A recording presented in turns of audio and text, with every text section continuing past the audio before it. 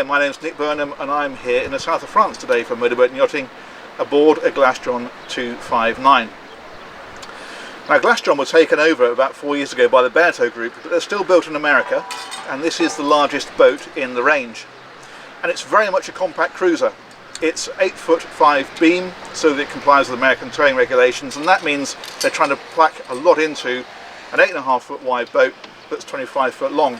But they've been very clever in the way that they've done it. So there's some neat details, like for example the backrest of the aft seat flips forward to give you an aft facing seat at the back, but also the helm seat, the backrest flips on that one to give you a larger dinette area. They've put a small galley area in the cockpit, that's a nice feature, and then you've got a shay lounge here which gives you a bit more space. Now the base engine in this boat is a Mercruiser 4.5 litre, that's 250 horsepower, but there's also an option of a 6.2 litre if you want a bit more power.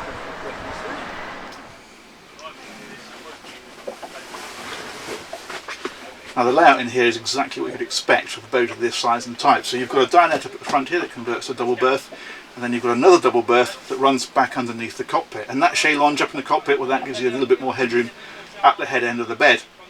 And in between these two areas there's a galley over on the port side, and you've got quite a spacious heads over on the starboard side.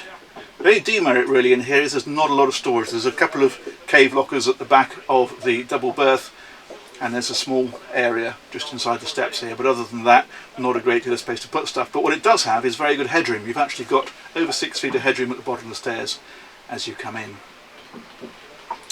So the only question that leaves us with is, well, what's it like out at sea? And that is what we're going to find out next. So we've seen what it's like on land, and it's a very large, capacious boat for a 25-footer, but the big question is, of course, how does that translate when you get out here on the water, because that's where the compromises are often felt.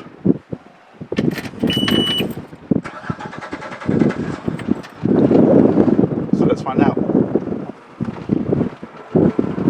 One thing we do find when you're just ticking along is it's nice and quiet. It's quite a burbled and refined note.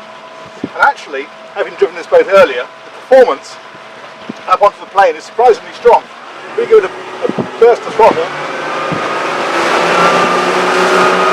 She's up and planing pretty quickly. It's a very breezy day today. We had her right out off the headland earlier, but it's a big rolling swells, and she handles it surprisingly well. One thing you do find that's typical of this style of boat is you are having to work the trim tabs quite hard. Every time the wind shifts on the bow, it'll lean into it and you're having to tab it straight. But that said, these raincoat tabs will deal with that absolutely fine. In terms of performance, well, I saw about 32 knots out of her earlier, flat out. So a natural cruising gauge is about where we are there. That's at about 4,000 RPM, and that's doing about 23 knots. Anywhere between 20 and 25 is very comfortable. It's not an out-and-out sports boat, but it is a very nice boat. We're doing what we're doing now, cruising on the coast on a lovely summer's day.